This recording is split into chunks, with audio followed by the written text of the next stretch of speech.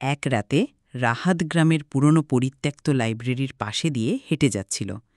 চারপাশ একদম নিস্তব্ধ, শুধু ঝিঝি পোকার শব্দ। হঠাৎই একটা জানালায় আলো দেখতে পেল, অথচ এই লাইব্রেরি ২০ বছর ধরে বন্ধ। সে কৌতূহলবশত ভেতরে উকি দিল। এক বুড়ো লোক মোমবাতির আলোয় বই পড়ছে। রাহাত কাঁপা গলায় জিজ্ঞেস করল, এই লাইব্রেরি তো বন্ধ, আপনি কে? লোকটা ধীরে মাথা তুলল। চোখ ছিল লাল, গলার আওয়াজ শীতল।